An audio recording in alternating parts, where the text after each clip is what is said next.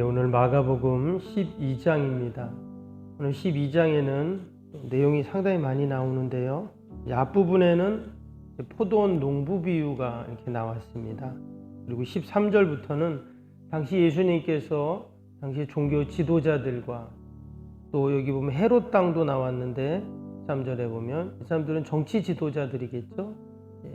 그런 자들과 계속 변론을 하시는 그런 내용이 나옵니다. 그래서 세금에 대한 이야기도 하고 또 사두개인들하고는 결혼에 대한 논쟁도 나오죠. 그리고 부활에 대한 이야기인데요.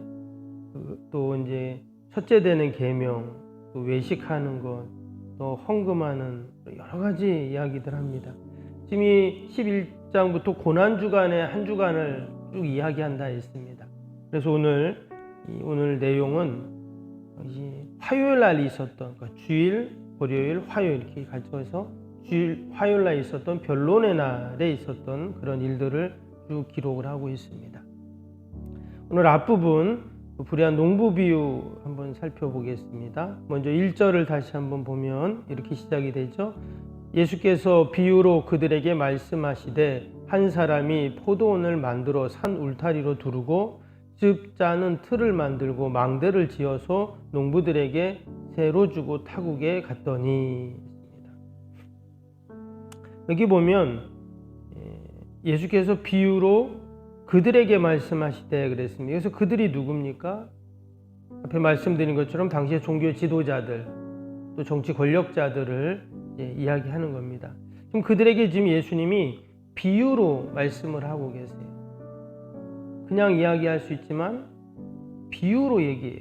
비유로 얘기한다는 것은 그 안에 담긴 또 다른 의미가 있다 하는 것이죠. 메시지가 이 안에 분명히 담겨 있습니다. 한 사람이 그랬으니까 이 사람은 주인이죠. 궁극적으로 이제 하나님을 가르칩니다.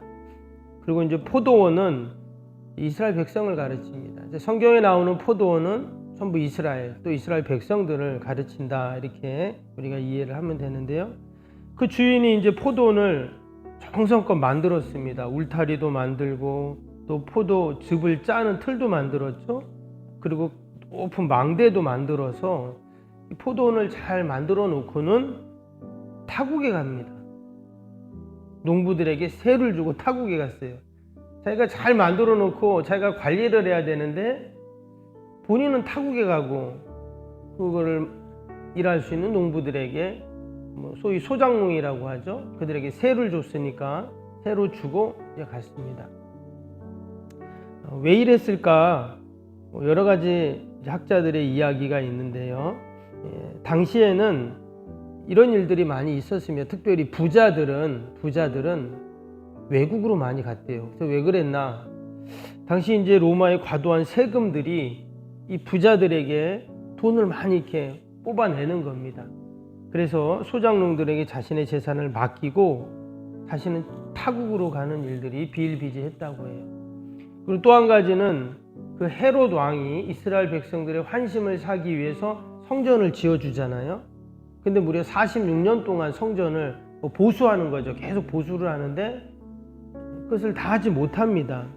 완성하지 못하죠. 결국 돈 때문에 그런데 그래서 어떻게 하냐? 그 돈을 백성들에게 충당을 하는 거예요. 당연히 부자들은 그 대상이 되겠죠. 그래서 외국으로 주변 나라들로 부자들이 많이 갔다 이런 기록들이 있습니다. 또 오늘 이 포도원 농부 비유도 그러한 시대적인 상황 속에서 있었던 일들을 비유로 말씀하는 거예요. 그래서 당시 사람들은 이야기를 들을 때 금방 이해를 했겠죠. 그런 일들이 많이 일어나니까. 그래서 예수님이 지금 그런 비슷한 이야기를 상황들을 염두하고 이 포도 농부 비유 얘기를 하시는 겁니다. 그랬는데 이어지는 2절을 보겠어요. 때가 이름에 그랬습니다. 때가 됐어요. 그래서 농부들에게 포도원 소출 얼마를 받으려고 한 종을 보내니 그 주인이 외국 갔다 했죠. 근데 와가지고 때가 돼가지고 왔어요. 그래서 그 소장농들에게 이제 소출을 받으려고 자기의 종들을 보냈습니다. 여기서 이 때라는 것은 보니까 포도원 이제 소출을 열매를 딸 시기를 말하기도 하지만 원문에 보면 성경 때가 두 가지가 있다 그랬죠. 하나는 일반적인 시간 때를 말하는 크로노스라는 단어가 있고, 또 하나는 영적인 때, 하나님의 때인 카이로스라는 때가 있어요. 근데 여기서 쓰여진 이 때가 이름의 때는 카이로스라는 단어를 썼습니다. 그러니까 하나님이 역사하실 때 영적인 의미가 있는 시간과 때를 이제 말하는 것이죠.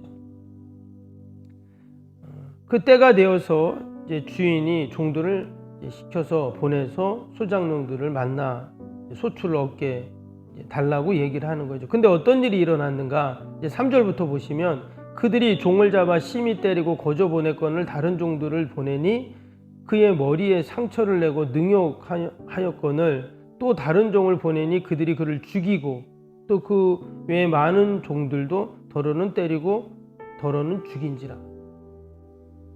당연히 주인이 세를 주고 자기들은 그 열매에 대해 일부를 주인에게 주면 되는데 지금 어떻게 했다고요?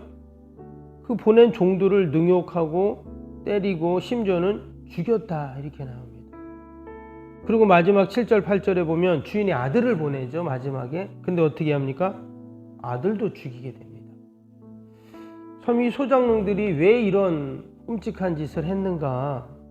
7절에 보니까 이런 말이 나와요. 그 농부들이 서로 말하되 이는 상속자니 다 죽이자. 그러면 그 유산이 우리 것이 되리라. 자기들은 분명히 맡아가지고 농사 짓고 그리고 주인에게 돈을 줘야 되는 사람들임에도 불구하고 야, 우리가 갖자 이런 식으로 지금 말을 하고 있는 거예요. 뭐가 잘못된 거죠. 근데 우리가 이 모습을 보면서 여기 보면 그 종들이 어떻게 해요?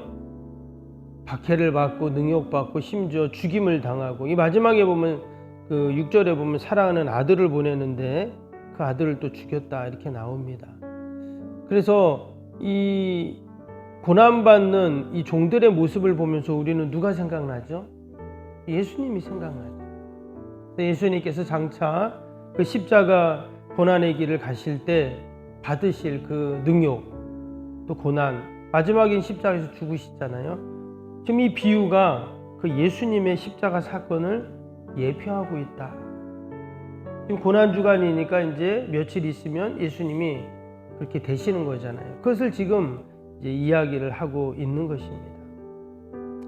이 고난주간 일주일 동안의 모든 이 내용은 뭐와 연결돼요? 다 십자가와 연결이 되는 것이죠. 근데 우리가 여기서 꼭 한 가지 기억할 것이 있습니다. 뭐냐면 지금 이 포도원의 농부들이, 소작농들이 그 보면 주인이 보낸 종들을 막 박해하고 능욕한다 그랬어요. 심지어 아들까지 지금 죽인 그런 상황이 되었는데 7절에는 주인의 유산이 우리 것이 되리라 이런 말을 했어요.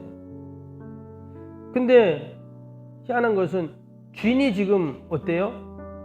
주인은 지금 살아있잖아요. 그렇죠? 여러분, 주인이 이 불의한 농부들한테, 악한 농부들한테 유산을 줄까요?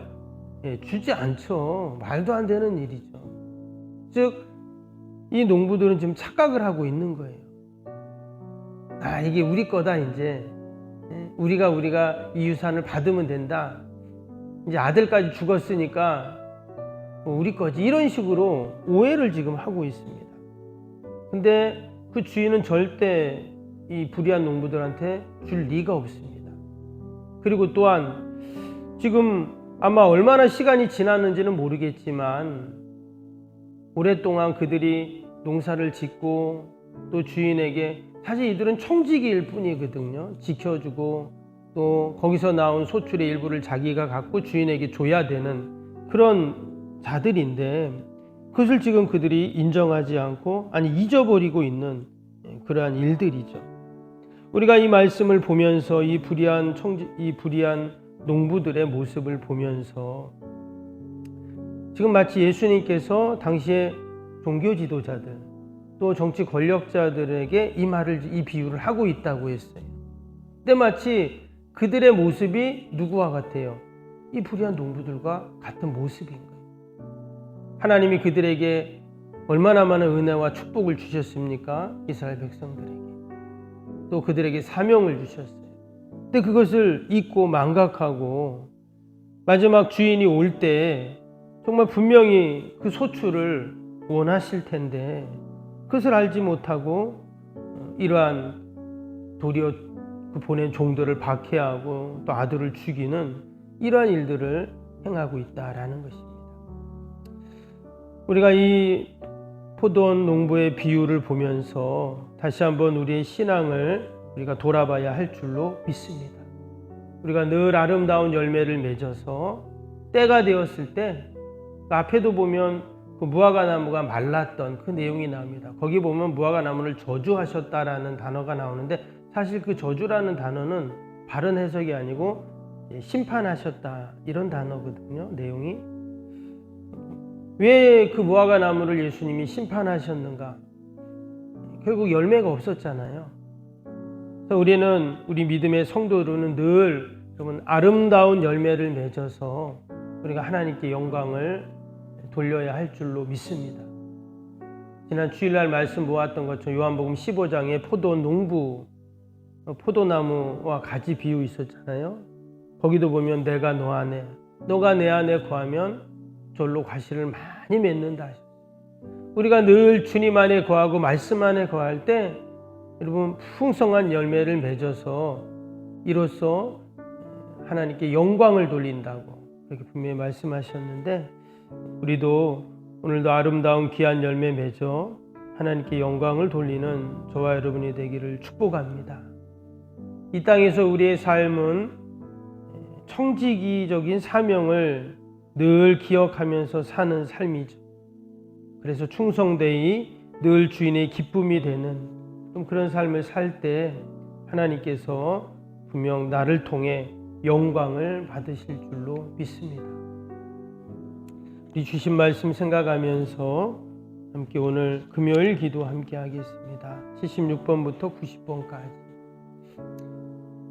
새성전 건축을 통해 주님의 지상명령을 수행하게 하옵소서. 아멘.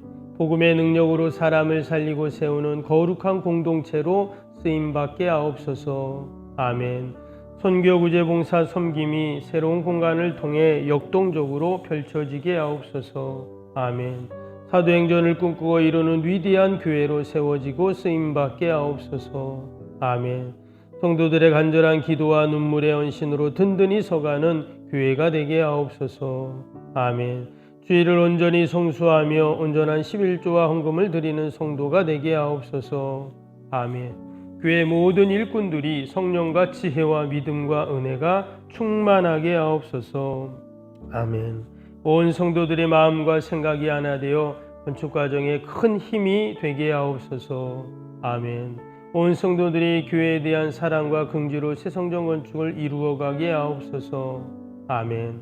분열의 악한 영이 틈타지 않게 하시고 건축하는 가정 가운데 실족하는 사람이 한 명도 없게 하옵소서. 아멘.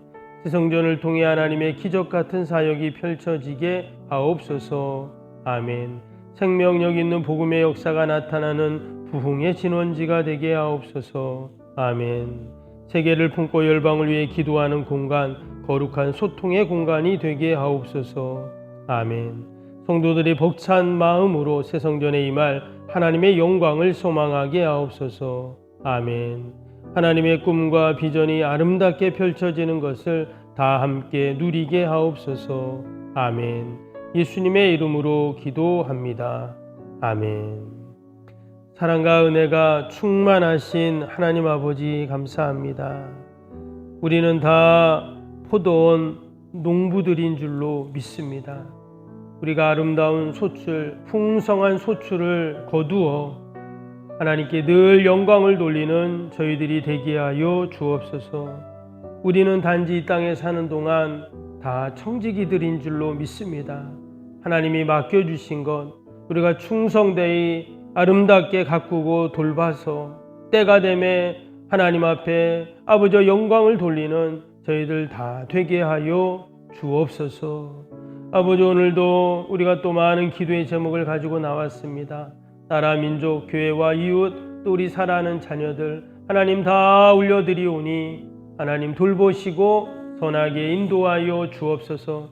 날마다 우리의 연약한 육신, 우리 환우들 회복시켜 주시고 강건케 하여 주옵소서. 전쟁으로 또 온갖 자연재해로 고통을 당하는 아버지 세계 곳곳의 모든 아버지 이들을 불쌍히 긍휼히 여겨주시고 이 땅에 진정한 하나님의 평화, 하나님의 나라가 임하게 하여 주옵소서. 아버지 도리어 전쟁을 통해 정말 하나님을 바라보게 하시고 또한 아버지 더 하나님의 뜻을 이루어가는 저희들 되게 하여 주옵소서. 오늘 하루도 오직 하나님 영광 돌리는 복된 하루 되게 하옵소서. 예수님의 이름으로 기도하옵나이다. 아멘. 하늘에 계신 우리 아버지, 아버지의 이름을 거룩하게 하시며 아버지의 나라가 오게 하시며 아버지의 뜻이 하늘에서와 같이 땅에서도 이루어지게 하소서. 오늘 우리에게 일용할 양식을 주시고 우리가 우리에게 잘못한 사람을 용서하여 준 것 같이 우리 죄를 용서하여 주시고 우리를 시험에 빠지지 않게 하시고 악에서 구하소서. 나라와 권능과 영광이 영원히 아버지의 것입니다. 아멘.